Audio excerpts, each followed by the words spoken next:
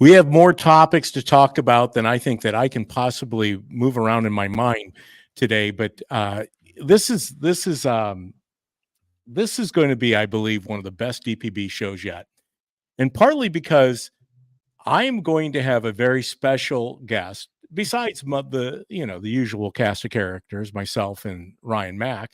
But the reason I say that it's going to be one of the best shows is because I'm a firm believer in building a bench. This is what I have set out to do since day one when I started my pilgrimage into the political world of running against Dan Brady for state representative in the 105th State Rep District here in Central Illinois.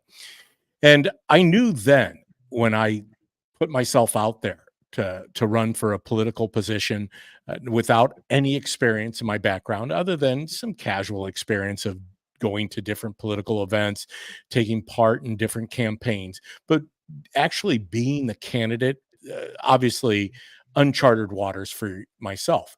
But one of the things that it stuck out to me was how few young people were really involved in the political process. It was truly an old person's game. Both used to be just men, now it's men and women, and how much the youth factor really lacked in the political world. But yet, the young people have the most to lose in today's world, and we're seeing that played out on colleges campuses, and we're going to get it a little deeper into that and so many other areas. But it surprises me that we don't put forth the effort of getting younger people, younger minds, people who have all the experience of understanding where the world's going, because ultimately the world where it's going today, I've been left behind. I truly have. Now, granted, I'm still physically present. I'm not talking about the Left Behind series. I haven't been raptured yet out of the world, but I'm still here. But my best days are not ahead of me. I believe the best is yet to come. And when I say that, I mean the the excitement that I see coming up from the younger people in the world is I think you need to spend a little time just sharing stories with those in the different subsections of life, the 20s, the 30s, the 40s, and you're going to get a whole different perspective of what they think. In fact, with that, I'm not even going to waste any more time. I'm just going to open up the screen and get everybody on here, get rid of my solo shot here, and look at that. Right there in the flesh, the guy at the bottom of the screen, no other than Kevin Phares of Speechless. And of course, Ryan, I don't want to. Of course. Just, yeah, no big deal. You're in the 30 something, not in the 20 something. So you've got the I'm almost 40, almost there. You got the 60, 30, 40, and then the 20s. So Kevin, welcome to the DPB show. It's good to have you on for the very first time. This is Kevin's maiden voyage on the DPB show outside of the radio show. Absolutely. Thank you so much for having me, DPB. I am so excited to be here today. Well, Kevin, as I kind of opened up with, so much to talk about. I don't know if we'll get it all done in an hour. I mean, we want to hit upon some topics like we used to do in the good old days in the radio biz. But tell us a little bit about your life here since graduation. I know that when you were part of the DPB show and then doing your own show, Speechless, that you had aspirations to go to law school. I think that catch the audience up. Tell them where you're at. Absolutely. So when it comes to everything that I've been doing since graduation, it's been an absolute whirlwind. I was briefly working for another radio station up in Chicago. Realized I was taking up quite a bit of my time, but while I was working there, I was applying to all my different law schools. I had started some of the process, taking the LSAT and everything while I was still in school in Normal. And then I was applying to a bunch of different law schools. And the one that I really felt called to was Liberty University. Liberty University out in Lynchburg, Virginia is a beautiful, beautiful campus, not only for a law school, but also for undergraduates. They have a medical school there. It's right in the hills, in the foothills of the mountains out there. And so I'm so excited to be attending there for law school. And I really, once I'd gone out there, I was skeptical. But when I was out there, I realized, man, this is an absolutely beautiful place. They're very Christian minded. I think it's really important to understand that many people don't, that universities nowadays, I mean, you'll see schools like Columbia and everything. Many of them, as we know, are indoctrination factories. But not only are they indoctrination factories, we have so many universities that claim to be Christian. Schools like Notre Dame, schools like St. Mary's right over there in South Bend as well. So many different schools, Xavier, so many Marquette, that claim to be Creighton. they claim to be religious. However, how often is Christ actually brought up in the classroom? Well, at Liberty University, which is genuinely Christian, they do a devotional at the beginning of every single class, Awesome. and with a prayer. And Christ is centered. Their school motto is training champions for Christ. So it's absolutely beautiful, and it's a relatively new school. Their law school was only created. I will be the 20th class. Their law school was created in 2004. And their first graduates were of 2007. And so I will be class of 2027 for Liberty University's law school. Nice. It wasn't founded by Lynn Wood, was it? The Liberty University. No, it was actually founded by Jerry Falwell Sr. Okay, there you go. See, a historical perspective. Right. So Kevin, now you're off to law school. Obviously, Liberty University. I was super excited for you when I heard because of the influence of keeping Christ at the center, God first. I pride myself on seeking to live, and it doesn't happen every day. I wish it did. I wish I could say that I was 100%. That putting God first in everything that we do is critical, whether that's politics, education, whatever it is. We have lost so much ground over the past 40, 50, 60 years where God has really found he's not even on the bench any longer. He's outside the stadiums. He's outside Hollywood. He's outside the classroom. He's outside politics. And so it's good to hear that you're involved with a university that still puts at the forefront Christ first, which is part of why I believe I'm long on the United States, long on the where we're going and the future of the United States because of young people like yourself. So what else is going on, Kevin, here? You're in the summer, you're walking through this thing. You've got a new venture that you're taking part in.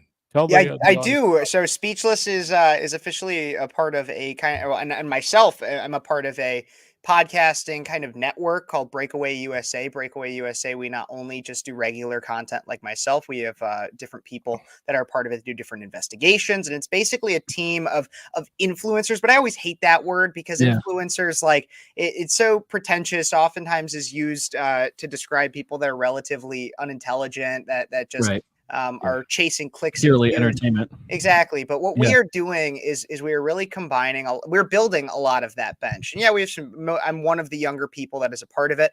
But the thing is that we have a bench of people that we have some people that are in their late 20s, early 30s that have children. We have connections, and we're utilizing each other's networks of like just everywhere that we come from, like mine through a lot of Turning Point people, the people that I've met through like cities and college and everything, and all my experiences that I bring with that. But then we have others that are a part of, I don't know if you guys have heard of like the Dad Army, the Mom Army. We've had people on from higher up in Turning Point USA. We're having actually a woman who is on on Thursday this week on our Breakaway USA podcast. We're going to be bringing on the Patriot Barbie, who is also like kind of a momfluencer who is on the Whatever podcast. And she's a more conservative woman, very interesting. And we are really getting a lot of different news out there. Interviewing hold on, just let me interject something real quick. As long as you're not bringing on Mamala. We are not bringing on Mamala. Come on. What kind of nonsense is that?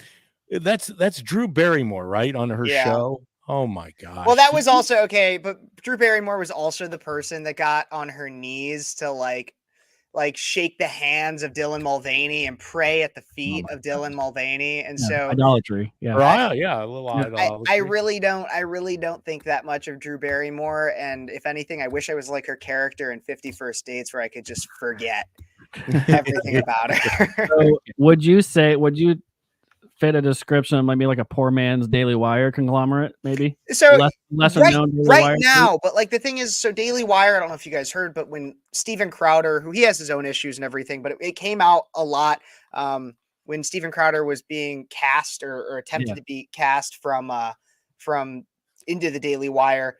He shared their contract, and so much of it makes it so that the Daily Wire owns a lot of your intellectual property. Right. And that was one thing that was really important to me, is that I don't give away everything that I've worked so much for to build up my channel, build up my following. And so basically they help us get connected with different people that are freedom minded, that are want to support us in our mission and not dictate what we say or change anything. Not that I'm not hating on the Daily Wire. I love them, but it allows me to maintain a lot more control while also getting connected with people like Freedom to who are now a sponsor of my show.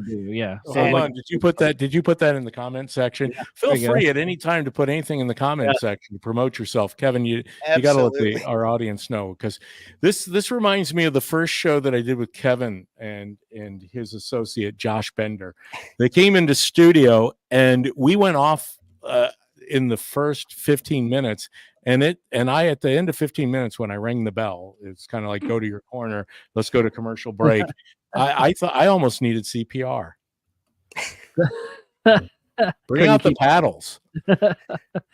So make sure you put everything, all that info in there. There it is. I can highlight upon it. Look at that.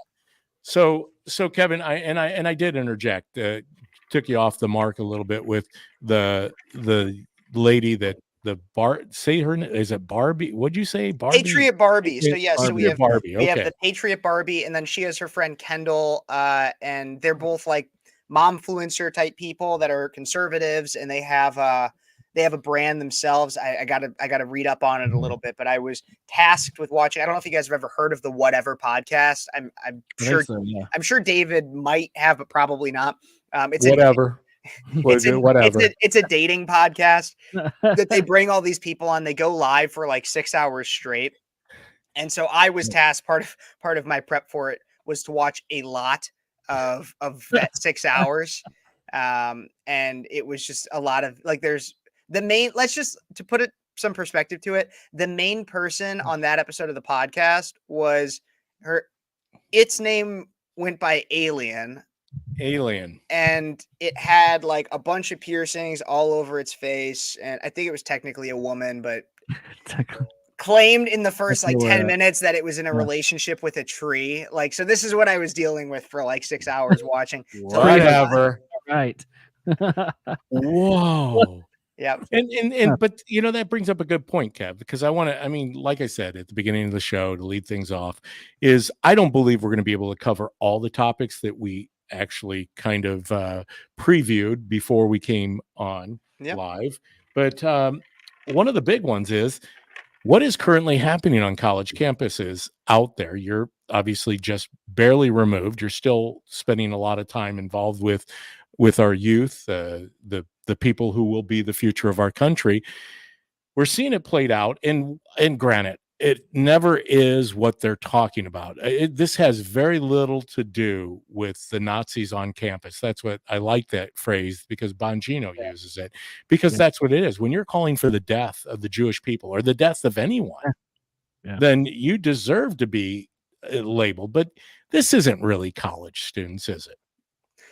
Well, it isn't, and it isn't. When we see everything that's happening today, it is, and it isn't. We see on if you literally read almost any major news source that's right leaning recently, you'll see that all of these are predominantly George Soros funded, or at least the people at the top, the people that are organizing them, the people that are getting them out there are George Soros funded. But this is the thing, is what's happening on college campuses right now is exactly what happens with the left. Okay, so you have people that have ill intentions. They come out, they have ill intentions. Their intent is to make the money that they're being paid. It's not about actually believing in the movement. It's not actually about doing anything that they actually hard line believe in. No, what it's about is making the paycheck. But they're really good at what they're being paid to do, which is act.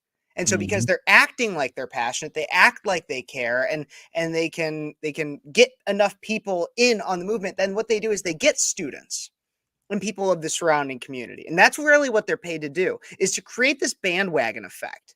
to where now everybody is all in with the movement. And so they can come in, they rile everybody up, they get everybody really, really fanatical. Yep. And then as soon as the S hits the fan, then they back off. And then, now there's an occupation in the halls at Columbia University. Now there's an insurrection, but they'll never call it that. Oh, of course not. At all these different universities. And that's exactly what we see with the rest of the left too, right? Is there's people with ill intentions like Big Pharma that say that for the money, they'll tell you that your kids need to be jacked up on all these drugs and chop off their genitals and everything. Yeah. And that's what they'll say. And then everybody joins in because they're being told that you're a bigot if you're not. And then they back off and they just let it happen. It's essentially they're playing a sense of God in the mortal world. And I agree with you because I saw a piece where two young ladies had come down from Columbia to New York University, I guess, New York University. And they were asked specifically why they were there. They couldn't tell you why they were there, why they were protesting, what the protest was even about. It was truly just the herd effect, the herd mentality. And I know that we on the left doesn't necessarily believe in herd immunity, but there is no immunity from this herd. No. This herd is, talk about a stampede. They will go wherever they believe the crowd, lemmings, truly. You talk about leading people. Yeah, but go ahead, Cap. No, I mean, you're absolutely right. I mean, I saw that video that you were talking about where it's the two people came down from Columbia, and in it, it's just absolutely fascinating to me. Because she had asked her friend. Not even her friend. It was just somebody that was nearby, and she said, "So what are we actually protesting for?" What are we protesting? She starts off saying, "Well, we're protesting for Palestine." Yes. And then she was like, "But I got to be honest, I really don't know what that means." And then she like taps her friend who has a mask on, so like that just tells you everything you need to know about her. But then she goes, "I don't know. I wish I was more educated." I wish I was more educated. I wish I actually went to classes at Columbia. That's what she said. Is I wish I was more educated, and I think that's the saddest thing. Is because these same people who are claiming death to America, that are on these college campuses, that are moving from campus to campus, and they themselves claim to be students. And then also beg the country to pay back their student loans. They can't even tell you the basics of the conflict that they're protesting for. And that's that's a huge deal, because even I learned about things regarding, and I was a political science major given that, but I learned in classrooms about the basics of Middle Eastern conflict, the very basics of it. And so I could tell you why somebody would generally protest in favor of Palestine, just as much as I can tell you why somebody would generally protest in favor of Israel, in the least biased way possible. I could, but you have all these people who are going out there and they don't know even that.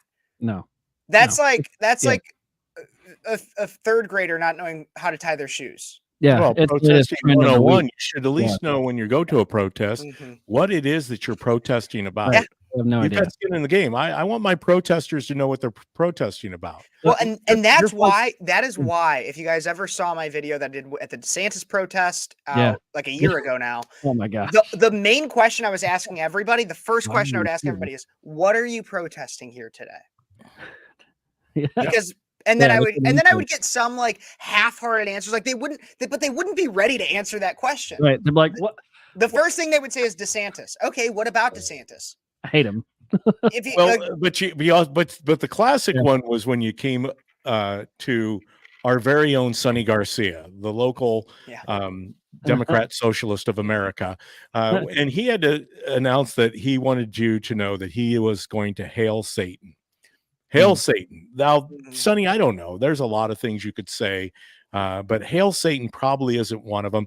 But you did that interview at the dinner in Peoria was the best roving reporting amongst that crowd, because it was a very hostile crowd, and you handled it very well.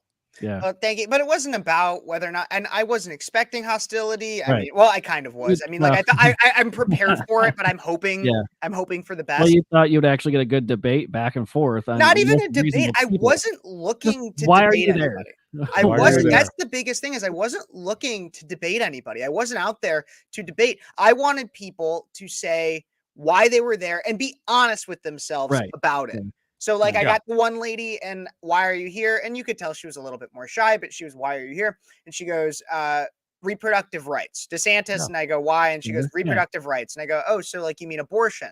She goes, I mean Yeah. reproductive rights. Yeah. And I go, wouldn't that mean abortion? And then before I could even finish with her, then I have another lady that comes in and starts screaming like, I don't believe white men like you should be in power. And like she at least had an answer, and I disagree with it wholeheartedly. But then I checked her, and then again I wanted to get exactly what she meant. Yeah. And so she was like, I don't believe white Well, men so who like you should be in power? That's a great follow-up. It's just like, who should be in power? If you don't believe that white men Well, like me should what be in I power, told then who her, should be? see, that's a good response. What my Right. response was, well, I'm a woman. Yeah. Mhm. Oh, Because that's her Wanna logic. I be mean, that's ugly. what I Sure. assumed her I logic would be. identify as a woman, so a woman like me should not be in A power. woman like me should be in power, David. Well, the A queers woman, for Palestine. a woman one's like really me good should too. be in power. Yeah. What was that, Ryan? The queers for Palestine, like free Palestine for queers. I'm like, do you realize what they do to you people over there? I'm not really sure you want to be free for Palestine. It's not even logic. It's illogical. It doesn't even make sense.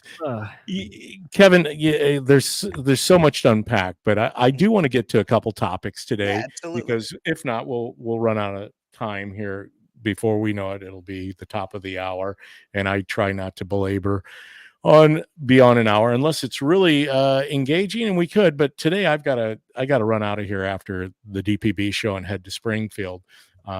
But one of the topics that I said I wanted to share, because the audience knows that you and we had a difference during the primary, which is okay. I appreciate a hard fought primary. Mhm. That's what these races should be about. Usually the Democrats don't have hard fought primaries because nobody opposes somebody No. that in the Democrat Party, because they're just eliminated quickly, whether they have good ideas or not. But in the Republican Party, we do. We And do. Well, and the other thing too is because like we don't act like we actually, for the most part, like it's give or take, but for the most part, we allow the people to decide our candidate. Yeah. In the Democrat primary, they're like, "Oh, Bernie Sanders is doing really well. We can't have that." No. And so then they get all these very, very wealthy people that are the biggest donors, and then they actually elect Hillary Clinton to be for Joe Biden. Yeah. Just saying. so early on, you were in for Ron DeSantis, and I said to you that unfortunately I didn't think that he was going to have the ability to get too far into the primary, but yet I was hopeful. I mean, I believe he still is the best governor in the United States. And now that he and Trump have had an opportunity to meet, do you anticipate out of that meeting, is it possible that Trump will select DeSantis as his VP?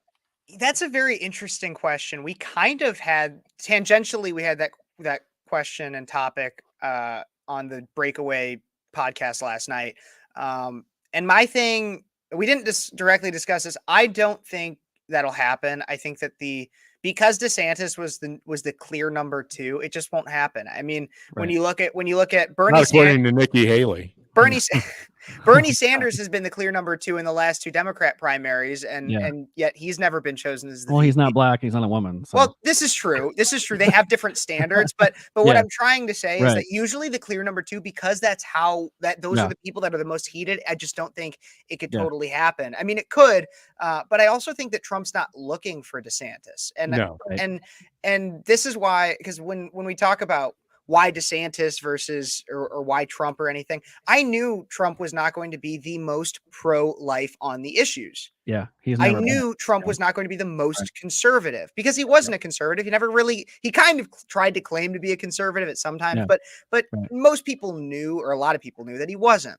Right. Socially, not even close. Yeah. DeSantis was more conservative, and that's what I liked about him. Trump obviously won. I'm 100% behind Trump, but I also don't think that Trump wants to try to win over a bunch of more conservatives. He will get begrudgingly even the most ardently conservative, the ones that are mad at him about the pro-life issue that he's kind of turned his back on it. He will get them begrudgingly, because Joe Biden is absolutely is a baby murderer, like up until the post-birth.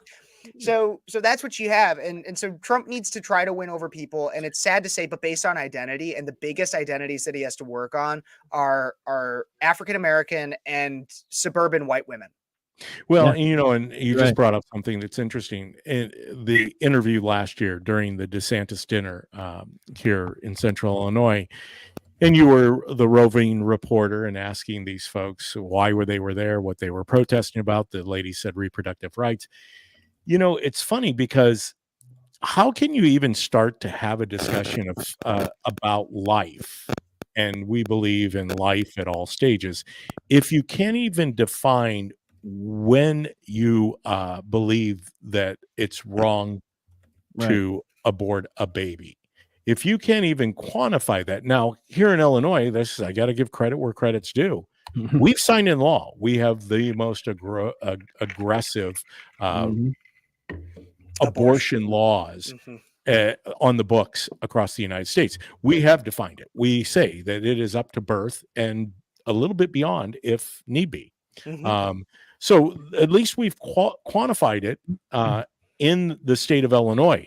Most states, you can't find people to enter into that discussion and truly quantify when it is. Is it 15 weeks? Is it 20 weeks? Is it 4 months?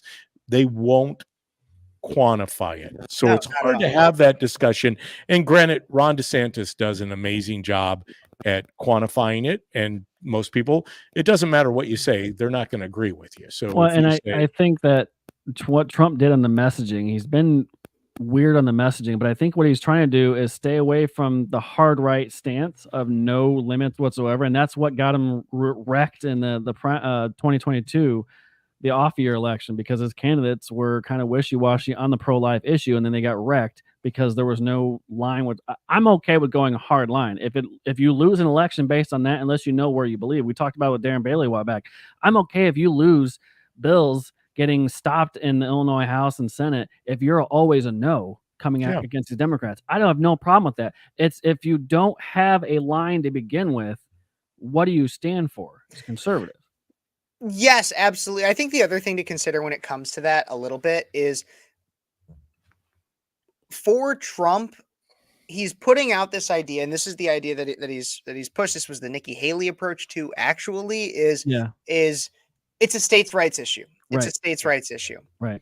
And conservatives always come at it like the hardline conservatives, people that usually align with me on their opinions. They'll come at it and they'll be like, "Oh my gosh, like that's the same thing that defended slavery, or that's a terrible opinion because but no. The way that you have to come about it is exactly kind of what you just said, Ryan, is it's a bad opinion because the average voter, the person who is not sitting around talking about it on a podcast or listening to people talk about it on a podcast, when they hear it's a states' rights issue, they don't really know what that means. Right. Yeah. And I'm not calling people dumb. It's like they have other things that they're smart at. They work 18-hour days as a mechanic or whatever they do. I don't know exactly what they do, but they work on other things. They know a lot about other things. And so they don't know what it means when they hear it's a states' rights issue. Right. Which is why it is better to come out and say, no, abortion is fundamentally wrong. Right. Or you come out and say, we are going to protect abortion access at X amount of weeks. It needs to be a very clear, this is the opinion, because people know what abortion means. And they know what ban means. Yes. Right. And so I don't know what the polling is on the words abortion ban or abortion limitation. I don't know what it is, but I can tell you states' rights issue, and I'm going to let your states decide. While it's simple enough for a lot of people to understand, it can still be perceived by many as an aggressive stance, which is what Gavin Newsom has tried to do. Yeah, that's what a lot of. I mean, Gavin Newsom tried to do it with an advertisement. Biden just came out with another abortion ad. That's going to be what they try to control the narrative. Right. And it's funny that they're step that abortion access for all. That's where they're at. That's what their messaging is. And conservatives and everybody on the right has had that kind of where do we go with it. But if you truly are pro-life, there is a hard line. Life begins at conception, and the minute those cells are split, that is life. You chose to create a life at that point.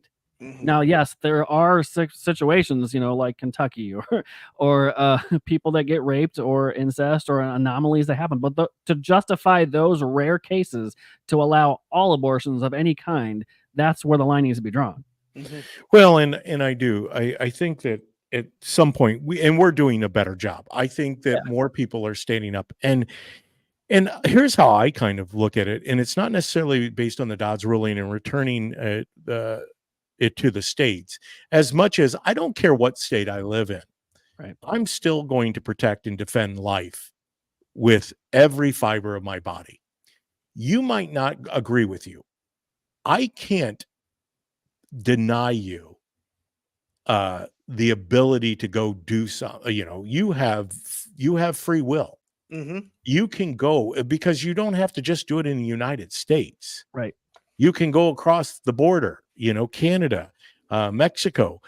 And there are plenty of places that still will do it, even if you deemed it to be against the law in any given state.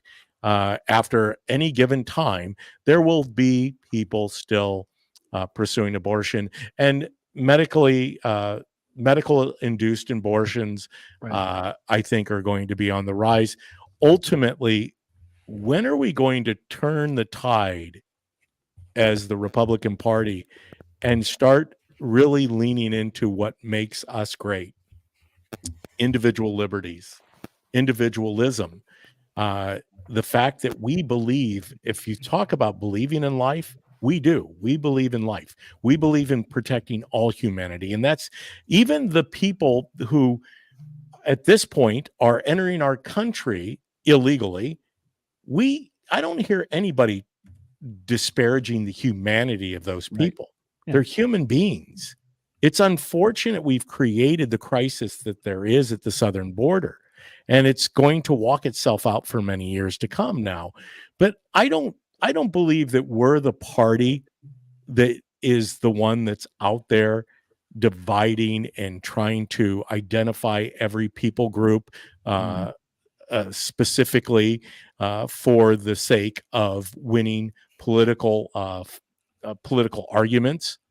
I believe we're the party that truly stands on not only the Constitution, but the basic precepts of what our founders came up with. Yeah. And why it is we had such great success in this country. Yes, did we have setbacks? Of course we did. Do we have bruises? Of course we do. It's the kind of big tent idea, right? Like the idea that you can have differences of opinion within your political party and still have one common goal for the country. Liberals and conservatives used to have that. They had differences of how you got to that goal, but they had one goal, what was better for the country. It's no longer just liberals and conservatives anymore. So that's where we're at. You have a hard left and a hard right on some of the issues, and there's a blend of everybody in between going, what do we do? I happened to stumble across the Roger Stone interview with Rod Blagojevich. Did you guys see that? I haven't gotten a chance to watch that one. You got to go watch it. I'm not really absolutely. Yeah. The interesting thing is, and this is a good segue into the Darren Bailey piece, what currently is going on with Darren. But if you listen to Rod Blagojevich, what did Rod Blagojevich do to end up or to earn the treatment that he got of being arrested as a sitting governor? What did he do that's any different than what is currently going on throughout politics on both sides of the aisle? What did he really do? In fact, he was frank. I mean, he sold a Senate seat. That's kind of not. I mean, like he attempted to. Who do you know how that was initiated? Part of it, I mean, I know that I don't know exactly how it was initiated, but I have listened to I have listened to a lot of the tapes. Yeah, he's so Obama, and this is all documented stuff. Yeah. If you go back, the wording he used and that they chose to selectively edit out, made it sound a lot worse than it was, but it was a big deal, right? He had a Senate seat. Mm-hmm. President Obama wanted, I can't remember her name, but it wasn't who Blagojevich was thinking about. And so net of it is Blagojevich was looking to truly hedge himself in this particular manner. And I encourage you, go look at it, because what happened to Roger Stone and what is happening to Trump, what is going to, what they're trying to do to Bailey, anybody that is someone who breaks away, does things different, during his tenure, not that I agree with Blagojevich, but during his tenure as governor, he did some things in Illinois that were actually very positive for the direction of the people of Illinois. He was not Mike Madigan's favorite person. That should tell you a lot, right? Sure. If somebody is not consistently in the fold. Absolutely. Well, the thing is, though, is and what we do know is that anybody who was related to that story who needed to come down, like when I say they needed to come down, somebody wanted them to lose, to fall from their ranks, they would. But anybody who also was part of a similar crime wouldn't. And a perfect example of that is J.B. Pritzker. J.B. Pritzker was on multiple tapes in which he was talking about taking over different seats, contributing certain funds to take over different seats. He was absolutely in some way related, at least to the point of which further investigation and possible indictment should have happened. Well, and he was and obviously Blagojevich was pardoned by Trump, and the rest is history, because J.B. Pritzker is currently part of the World Economic Forum and everything that goes with the Great Reset. J.B. is somewhat of the poster child, hence the entire debacle of Illinois, as they continue to promote that Illinois is getting better than it's ever been. Build Back Better is happening in Illinois. We are the as I said, the trophy of the Biden administration. Newsom, obviously, California is another one. But I want to hit up on the Bailey thing, Darren Bailey. So this obviously went down with Darren Bailey and Dan Proft, and now it's in the Chicago Tribune. Of course, Rick Pearson. Is it Pearson? Did I say is right now? Rick Pearson. He loves to write about. He's a total anti-Trumper. He loves to slam anybody that is even related remotely with the Trump administration. But Rick has put this article out in the Tribune, and now it's gained a lot of traction, and there is a court case going on. The Board of Elections decided to move this into a courtroom, and they're trying to decide if Darren Bailey colluded with Dan Proft in Play by the Rules PAC. And ultimately, I've shared that story on the DPB show. What happened is, shortly after the 2022 primary, Bailey won handedly. Richard Irvin and Jesse Sullivan both finished with about 15% of the vote. Darren had 54% or something like that. It was like a 41 or 42 point margin. He was summoned by Dan Proft, and he was going to blow off the meeting because he knew where it was going to go. He already kind of had inside baseball from some people that Dan was looking to take over Darren's campaign and to be the driver of the campaign. And Dan had him come up to this meeting at this country club in a little dark room, similar to The Godfather. And he, and I like to ad lib a little bit here, but I'm thinking this is how it kind of went down. Yeah, exactly. Kevin's got it. He pushed the check across the table and said, I have a deal that you can't refuse. You come to me on the day of my daughter's wedding, asking for a favor. Well, and that's the essence of it. It's $20 million. Darren said, if there's one thing I could read, I wear my glasses and it was a little dark in the room, but I could see it said 20 million. Yeah. And ultimately that was hard to walk away from. That would be a big jump start to the Bailey campaign at that time. Now, I don't know if ever you could overcome the Democrat machine as it was set up to be for 2022, because they learned so much from 16 going into 18, going into 20 with Joe Biden, and then 2022, they had perfected ballot harvesting here in Illinois. And but Darren wasn't to be bought, and he wasn't going to play with that. So the fact that you could even call that collusion, There is no collusion. Yeah, is there even legalities to it? Like, is that even a thing? Like, Well, sure, it happens all the time, but I mean, is there any legal issues with that could hurt somebody, even if they With did? between Proft and Bailey, yes, there Yeah. absolutely is. Yes. Coordinating between a PAC or a PAC Right. and a campaign is a strict no according to the FEC. Oh, it's a violation. Yeah, it's a violation of so many different areas of not only the FEC but even within the state itself. Yeah. There's But I was election- even having this how often conversation. it actually happens, because I'm sure it does. It's just how often do they get caught? Well, okay, that's the thing is that it rarely everybody. It's kind of like one of those things where it's similar to Trump having the documents. It's one of those things Yeah. where it's like people know it happens kind of all the Right. time that Yeah. people take classified documents, that people coordinate a little bit with PACs, but it's usually done through like so many different convoluted ways to where straws. Yeah. yeah, They use straws. and it's also like one of those things where it's like everybody kind of knows you do it, and so you only really pull that card when it's your last Right. one, Yeah. and when you're trying to just be an asshole. Right. Yeah. Yeah. Like that's Makes kind of how it is. I guarantee you, JB Pritzker has people that have Oh, I'm sure. off the record kind of like maybe What nudged, family from nudged, Bundy, whispered, or sent a text to Yeah. somebody in part of a pack. That's the thing, is people don't realize what a small world politics is. Mm-hmm.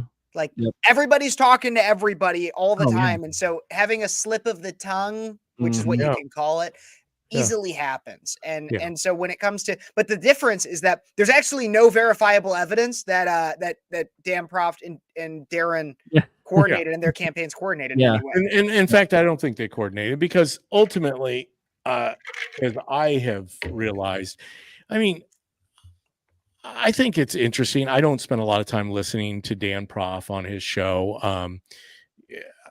It's not my style. I've had an audience with Dan Prof back when I was running for state rep in 2018. I met him out in North Normal at the Wendy's restaurant. Actually, we were supposed to meet at Starbucks, but he was coming from another meeting in Peoria where they were trying to find a candidate to run against Mike Eunice. At the time, Eunice was one of the Madigan 7, had voted to increase the income tax here in the state of Illinois by 32%.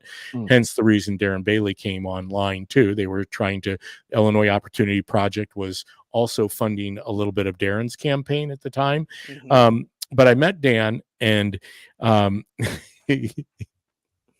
it was one of those things. You only have to meet Dan Prof once, and like I said, I know Dan is Dan, and he was willing to try to help me. He wasn't a big fan of Dan Brady, or Pat Brady, or the establishment of the Republican Party. But I mean, is he trying to stay relevant? and I mean, what was the hit on this? I mean, what was his end goal here? Dan Proft? Yeah. Dan Prof? With this coming out, like what? So Dan Proft gets a lot of Uline money too, and so here's the things that I think why the Democrats are going after this so much. I think first off, Dan Proft gets a lot of Uline money. Darren got a lot of Uline money. To them, that they're just trying. I think what they're trying to do is they're trying to scare off Uline from just doing anything. Right. Well, and you know who's bringing the lawsuit, or who brought obviously filed the complaint, was Mark Elias's office.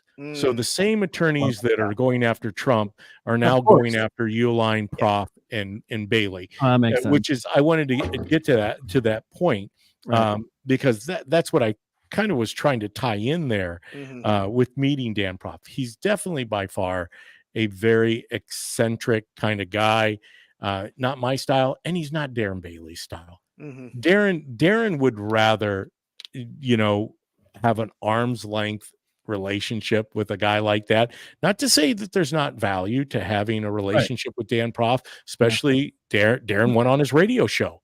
Even after this event at the smoke-filled room with the Godfather-like appeal for $20 million, Darren's a faithful guy, a God-first candidate, one of the very few that I've ever met. And Darren's just not going to get tied up in working with people who he believes are going to tarnish who he is. You got to watch yourself in that situation, and you do. And so that's part of the reason I wanted to bring it up, because it is rampant right now. Oh yeah, the Democrat Party, Mark Elias, they are going after anyone that has the potential of disrupting anything in the Mhm. across Yeah. the United States. I think they could have also just been very surprised that I think this honestly what should be their number one defense in court, Darren, should be, when have you ever seen a northern state North state Democrat, I'm sorry, Yeah, North state yeah. Republican work with a Yeah. South state Republican? No, you never have No. people up in the northern Yeah. Illinois working with Southern Republicans. All the I- ones in Southern Illinois, unless they have a seat that is down pat for them every Right. single time, they never get any help Oh, never. from Well, northern and that was Republicans. that's my running joke with Darren Bailey. I said, Darren, what's the difference between a Chicago Democrat and a Chicago Republican? And he said, what? And I said, nothing.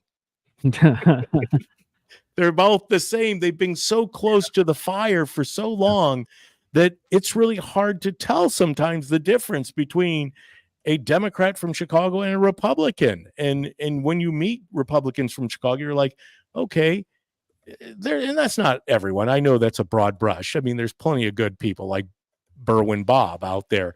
You know, I have friends. Paul's up there. I mean, the gal that we talked about the last show who took over as the chairwoman of Mhm. Will County, Christina Glosson, Mac Glosson, and Shannon Addick with Awake Illinois. I mean, there's people up there that are common sense, Yeah. but still they have been running around in the Chicago machine for so long that it's hard not to get caught up into the Yep. the what is it, the stream. Yeah. What am I trying to say? You just get sucked in. It's a vortex. And Well, and up here I got to be honest, because I'm in northern Illinois right now. I can tell you that there's so much more of this, and I like a lot of the people up here. Like, I'm not bashing it, but there's just so Yeah. much more of like the pomp and circumstance of it all, rather than focusing on, okay, let's get down to business and get crap done. Right. Who cares if you're wearing sweatpants or whatever? Like, let's just like flip and do it. Up here, it's much more about like, oh well, everybody's prim and proper, and we Yeah. have to and we have to care so much more about all the appearances instead of, okay, Mhm. knock doors, win elections, knock doors, Right. win elections. It's Yeah. Yeah. it's more of a show up here. Yeah. well, we and talked about ultimately, in time. That's What's what are we that, going to Ryan? do? Well, what are we going to do to win elections in Illinois? As a Republican Party, that's Found a good one that was going to be something I wanted to hear Kevin talk about, because he's been close enough to Charlie Kirk and Turning Point USA. I think you guys really do have one of the better strategies. I know that Frank's speech has a methodology. I know that Laura Trump has put forth a plan going into 2024. What is the emphasis that needs to happen in this election year, Kevin? Well, I think that the emphasis that needs to happen this year is just focus on picking up where we can. We have some winnable seats in Illinois, in terms of both state house and state and congressional. Josh Lloyd has definitely a winnable district. I believe that's the 13th over against Budzinski. Nikki Budzinski. That's Yeah. winnable. Nikki frames herself as a moderate, but given how poor Democrats are polling right now in Mhm. general because of the Joe Biden top of the ticket, Mhm. that's an absolutely winnable spot. Josh is a veteran. He's a community member, and he's a very hardworking individual, and he's charismatic as well. I definitely think Josh could win that. We should invest time in those. Lisa Smith, Lisa Smith, running for state house, a state rep position. I believe state rep, not state senate. She is an absolutely winnable candidate. State rep. We really have a lot of areas that we could win, and I think some of the main counties and main areas. Well, don't forget our very own Desi Anderson. That's another one that I was going to say is if we Mhm. focus on our McLean County, our down in Springfield area ish, like I said, where Lisa Josh, Smith is. yeah, exactly, Going and against then Sue Shear. and then maybe at a tertiary area up in DuPage County where I'm at, there seems to be, it's still a purple area. You have cities like Wheaton, you have Naperville, where while you have a lot of left-leaning individuals. You have people that really care about their money because it's affluent suburbs, Mhm. and they're not happy with the inflation Oh, right now. sure. And so if you Yeah. can win on those more moderate issues, that's how we win elections. Nobody go out there and say, anybody who gets out there and says, oh my God, Illinois is going to be red within the next decade. No Mhm. flipping chance. The way you do Right. it is you Yeah. isolate the Yeah. winnable areas, Right. and then you win those, Yeah. prove that you can win those. And Mhm. then you basically, what we do is we do what the Muslims did to Israel. We surround Cook County. Yeah. The Muslims surround Israel, and then Yeah. eventually we'll win it. I know that's a Yeah. terrible analogy, and Well, like, no, but yeah, you're right. It makes sense. but that's essentially what happened. Is Israel is Yeah. a Jewish state surrounded by Muslims. If we can surround Cook County and make it Well, Republican surrounding Cook County, Right. we can win. you sound like you were listening to my keynote address down in Fayette County and Montgomery County. Mhm. We have to fortify and mobilize in the counties that we can win, and that takes getting more people in those red counties to turn out. Why it is that red counties don't have 60 to 80%. Oh, yeah. That's what their register, like in Fayette County, it's 85% registered Republicans, Yeah. but yet only 30% show up to vote. I Yeah. mean, granted, the numbers aren't big because they're not that large of a population base, Right. but fortifying the counties that we know are already strong. And as you said, Kevin, you control geographically more of the state than Cook County and those Mhm. collar counties, and Right. you start messaging that way, because if prosperity, not to say you can find prosperity when you're constantly regulated by a tyrannical administration like JB Pritzker has put forth, but you can still make inroads, and there are small victories. The thing that really troubles me, and I heard it on the show with Tom DeVore and Darren Bailey, is just 10 years ago, maybe just a little longer than 10 years. I'm pretty close. We had 54 House seats Yeah. in the General Assembly of Illinois. Now we only have 40. We've lost 14 seats. Mhm. How did that happen? How did it happen quickly? At the very least, we need to stop that. Winning back a few seats each election cycle every 2 years Mhm. is vital. And we do have the messaging, Kevin. You're right. It's about the economy, stupid. That's what Yeah. James Carville Yeah. says, right? It's Yeah. about the economy. Yeah. It's Right, about, yeah. contrary to what, because they want it now. The new talking point is that we don't have an issue with violent crime, or the streets are really safe. But Oh, okay. what they fail to mention is that 31 agencies fail to report any of their crime because they've come to the realization that we can't do anything about it, especially with Yeah. things like the Safety Act. Why should we go through the process of reporting? But I mean, those are the things: safe streets, the economy. Mhm.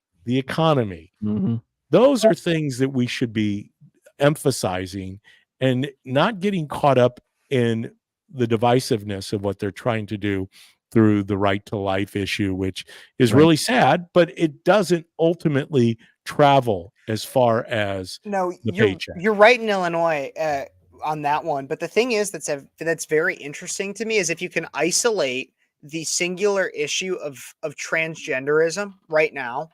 Because that's the thing is if we can isolate a economic issue, which is the economy in general. I mean, like Mhm. we don't have to focus on Yeah. minimum wage or anything else. No, if we just focus on inflation Mhm. and cost of living, Yes. basic economy, that'll win. And then if we need or feel the need for a social issue, for Right. the most part, there are very specific parts of the transgender issue. Now, don't necessarily come out and say nobody should be transgender or like Mhm. that's what I believe. Yeah. Because nobody actually can change their gender. But if you Mm. come out and say common sense things like biological men, somebody Oh, who's yeah. born a man should not participate in women's Yeah. sports. Hardline issues. Yeah. That is something that the vast majority of Americans and Yeah. the vast majority of Illinoisans agree Yeah. with. People Yeah. won't say that because there will be the one or two people on Twitter that'll frame you as a bigot or something, Right. and then Yeah. you'll have a bunch of Californians and bots that tell you that you're also a bigot. But that's not really the way it is. The majority of people that live in America do not believe that men should be in women's restrooms, Yeah. that men should be in women's sports. And so Mhm. if we want to take over a social issue, and that's one that's a hill I think is worth I dying agree. on. Absolutely. I agree.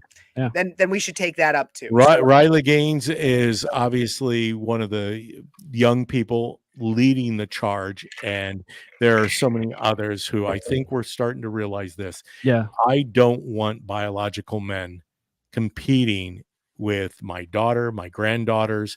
They should have the freedom to participate in sports without having us men involved in it.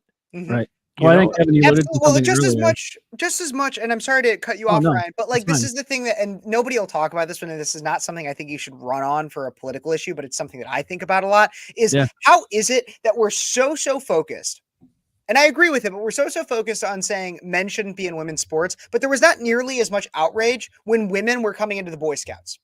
Yeah. And look, it's not about Absolutely. a transgender thing. Like Yeah. I mean, Yeah. obviously women coming into the Boy Scouts was about a gender equality thing, Yeah. but it's all the same thing, is that young people need Yes. to be surrounded by that of the same gender, not That's right. necessarily Yep. because that's how you learn how to be better Mhm. in your separate genders. Yes. If you want to know why transgenderism is becoming such a big deal, part of it, in part, is because we said women should be in Boy Scouts. Because Right. if women can Yep. be I in Boy agree. Scouts and women are doing all the same things men can be, then why can't a Mhm. woman just become a man? Yeah. Yeah. Absolutely. Well, I there's will quite a tell you few that I'm concerns. thankful that I didn't grow up in this era, because young people are dealing with things, unfortunately, that I think we've got a long row ahead. And Mhm. before we wrap up the show, because we're up against an hour, I wanted to make sure we got this out there. Yes, the gentleman that I ran against twice for state representative, Dan Brady, has now announced that he will be putting his name in the hat to run for mayor of Bloomington, Illinois. Stay tuned, because I'm fascinated, because when I sent that out to some friends, I did get some comical messages back. Somebody actually gave him a hashtag for his campaign, hashtag dog catcher. Look, okay. I thought that was a little harsh, but what it's stating is how long are we going to continue to roll out the same people and try to figure out how to get ourselves out of the difficult position we're in? Yeah. I want to ask the question, and we might know the answer. We can maybe take a guess, but why is Dan running for mayor? Well, let's see. He county corner, and I do want to ask this question, and I hope Dan maybe he Nobody might else be willing. Yeah, because there's no other source to Yeah. ask it. How much Dan are you going to realize, even with, and I don't know the answer to this, is there a benefit to his pension through the state and the county, because he has a county corners? He's already stacked pensions. He's fully vested in two pensions, possibly three. I don't know how that all works out with his leadership positions in the General Assembly, but does becoming the mayor of Bloomington a municipality now? You've got a county pension, you have a state pension. Is there a municipal pension through his pay? Because the mayor is paid, even though it's a nominal amount of money here in Bloomington. Right. They've upped that over the last couple of years.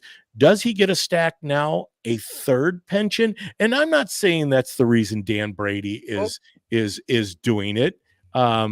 Your camera, just so you know, your camera went out. Yeah, well, don't worry, Kevin. You now have been fully indoctrinated into the DPB show, because this is what happens on the DPB show. He monkey buttons everything.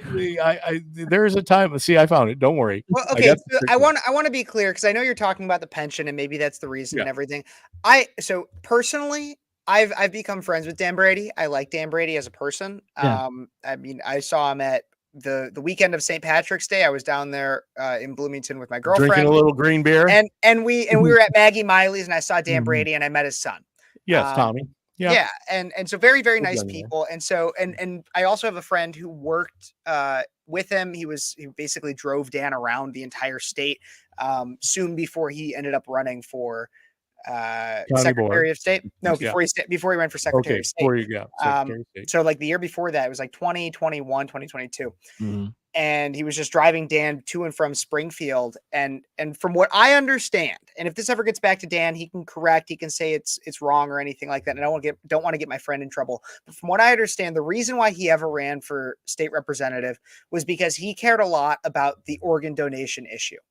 Yeah. About how we Fair. donate organs and making sure that we can, because since he owned a funeral home and he's still Yeah, owns a funeral home, a lot he was more the county about- coroner. exactly what he cared about a lot more was issues that had to do with what we do with organs after death, how we can legislate that. And then he ended up actually working on and passing legislation that had to do with that. Well, But that's not an issue that yeah. people care about. That's not sexy. That doesn't get you elected. Of course. And from my standpoint, I don't get attached to anyone that's running from office, whether you're a nice person or hopefully you're a nice person, because usually if you're not a nice person, you're probably unelectable in most cases. I don't know too many that get I don't know. elected. Kamala is our vice. She's Is our vice very president. nice. You need to be Mamala. very nice. She was electable. But that's not my issue with Dan. My issue with Dan is the transparency, because I do believe that at some point back in the early 2000s, he did have his ways, and what he wanted to accomplish were drastically changed the longer he was in office. He got too close to it. The contributions that were funded, through teachers unions and things like that, which is usually, we already had that discussion with Tom DeVore. It's not that we're anti-teacher. We're not. I love our teachers. I don't love our unions and what they have done and how they have basically steamrolled everything throughout this state. The public unions control a lot of it, especially who's in office. But I guess my biggest concern with Dan re-entering the political realm as mayor is this. Have you built the bench, Dan? Who are you bringing along with you? Yeah. Who do you have for a succession plan? Who is the successor to Dan Brady for mayor? Who is the successor to Dan Brady for state rep? I always want to know what the outcome is going to be. What is the forward-looking plan of moving things along? Because as long as you're in an office, as Dan was for 20 years, can you point to something different? When Dan entered the General Assembly in 2001, Illinois had about $4 billion in unfunded liabilities. When Dan left, it was in excess of 150, some say upwards of 300 billion. If you're party to that, that's where I think you have to say, am I truly doing the work of the people here in the General Assembly? I'm not saying you're not doing some nice things for your constituents. I'm talking about overall. And then running for state Secretary of State, it doesn't resonate with me when you're not spending the time building the next generation of leaders. Well, my thing, And when I look at the Cities 92 crowd, Yeah. with yourself, Ryan, Kat, Paul Garcia, Ty Smith, I see the next generation. I know there's many more of you coming up that we're not highlighting. my thing with Dan is I don't know him that well, but I listening to some of the news bits about this coming out, and he spoke about new leadership to Bloomington. Nothing about him has been new in the state of Illinois. So when he says new leadership brought to Bloomington, you've been in a role of leadership in the surrounding area. So what's new that you're going to bring to Bloomington that we already didn't bring to the rest of your time in office? That's where we're at. Pam says it best. Hashtag done with. Hashtag done with Dan. He's a Yeah. nice And I he's get done that, a couple and I'm times, not, but- and like I said, like Yeah. mine's based on personal information. Like I don't. I'm Well, not- yeah, and And I've so, never had any but problems my with him. question is, okay, so we can be unhappy with Dan as a candidate. Yeah. But who's going instead? Is Mark Turatelli running again? I mean, he lost by like he's- literally so 12 votes last time. Mark's in normal. Dan would be going against Dan's for Boca. Bloomington. Is Dan's Here's running for the Bloomington? biggest rub. Bloomington. In Boca, his campaign management team was Chuck Erickson, Jeff Tompkins, and Guy Hanna. Interesting. Yeah, that's who got Boca elected over. Did you know that Plaza. his wife actually is the head of housing at Illinois State? Oh, that wouldn't surprise me. Mboka. Well, so And so she's very, very DEI focused. I will. I am Very sure she DEI is. focused. And I didn't understand the whole Mboka. I like Mboka. Great human being. Once again, it's not about personalities, Right. it's about outcomes. hmm But you have his campaign team with two of those individuals that I know of are very close with Dan Brady. Yeah. What's going to happen in how do you get one mayor elected and then turn around and say, well, mayor, guess what? Now that Dan's in the game, we're flipping, or we're going to go to the other side of the ledger and help Dan get elected after we just got you elected here 4 years ago. So That's it's going to why be interesting. small towns, It's it's better. really going to be interesting. I look forward to getting more in depth in that. Hey, Kevin, Ryan, it is the top of the hour. Kevin, what a pleasure, man. Look at you. I Absolutely. look forward to coming on your show someday. I will bring you on to Speechless this next Sunday. I'll bring you on for at least a segment, if not a few, and we'll find something. If there's something Just specific a you wanna segment, talk about, because I can't go as fast as you go, Kevin. well, we'll bring you on this next Sunday. Okay. All right. Okay. Well, once again, thank you, Kevin. I know the audience, and so appreciate everyone that joined us today. Obviously, the ticker was up there. I was looking at the numbers. Kevin, you, as I've said often, I'm glad that you have chosen Liberty University, obviously as a Christian university. I'm glad that God has put you in a position to move your life along. You already have demonstrated that you are one of the rising leaders of the conservative movement here, not only in Illinois, but in lands beyond Illinois. And so we're grateful for you, and we're going to continue to follow you. Make sure that you put up your show. I know you did. I did. I just put it there. In the I comment want to, section. yeah, and I want to make sure everybody go check out Speechless with Cav, but definitely, and you can just Google it, Speechless with Cav. But I want to thank There it you, is. David, so much. Hold Thank on. you, Ryan, too. You guys have been absolutely. so supportive in every single way, and I'm so excited to be at Liberty. I've realized, especially in the last few months, the necessity to get even closer with my faith. It would be something I want to tell. I know, David, you have to get to Springfield, but I want to tell a personal story real quick. Is No, you got time. every single Sunday for quite a while, David and I would go in. Dave would give me a ride to Cities 92.9, and I would produce his show. And at the beginning of every single show, there was well, not even just the beginning of every single segment, there was Christian music that would play. And then I started incorporating some of it into some of my daily playlist, things I would listen to daily. And most of the music I would listen to is relatively secular. Still, a lot of music I listen to is relatively secular. It's what most music is. But I can tell you, a lot of those songs still play in my head, and I still listen to them. And I've gotten, especially since I've left university, Illinois State University, I've gotten I've rethought a lot of my faith, and I'm still on a spiritual journey. And so everybody, I don't know everybody who's watching, their church habits and everything, but take a second to really consider where you are in your Christian journey. Really take a second to think about how often you pray, what you pray about, who you pray for, if you pray, because right now, I am more convinced than ever. I'm so convinced that we are in a spiritual battle. A spiritual battle. I know I'm in a spiritual battle personally, and I know that our country is in a spiritual battle. That's what's happening every single day on our college campuses. It's what's happening every single day for so many Americans. And so the more you pray, the more you learn about your relationship with God, the more you talk to your pastor, priest, whoever, the better you'll be. Usually I wrap up the show by saying that as I do. Wow, that was that. On that note, Yeah, you kind of encapsulated, Kevin, and that is you are so spot on. There is nothing more important in this world than Jesus. Jesus himself. It's not David Paul or Kevin Phares or Ryan McKenzie saying it. It's Jesus that said it. He said, "I am the way. There is no other way." Yep. And I know that many of us, and I appreciate you, Kevin, being on your faith journey, because we're all on a faith journey. Some are starting off, some are middle of the road, some have regressed back to the beginning. We're always constantly, but don't give up.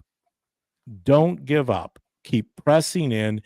God loves you. as I say, I love you, of course, but Jesus loves you more. And if you spend the time of loving Jesus back, you will find that everything around you, as the world is spinning sometimes out of control, you will find that Jesus is never spinning out of control.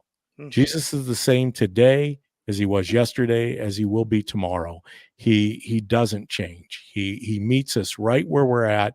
Kevin, once again, thank you. Ryan, see what I'm saying? You hardly got a word in edgewise again That's today. fine. We're gonna It's get Kev, you. man. We're the Ryan Mack Show. Did you get that in the comment section? Did, Don't yeah. forget It's up Ryan there. Mack Show. Everybody go Hey, check guys, out the Ryan Mack Show. the Ryan Ryan Mack Mack Show. Show. You can just Beautiful show. Send me that audio for my intro from now on. That'd be great. Okay. That's right. That's right. Hey guys, I so appreciate you. We will see you guys both back here at the DPB show. Take care.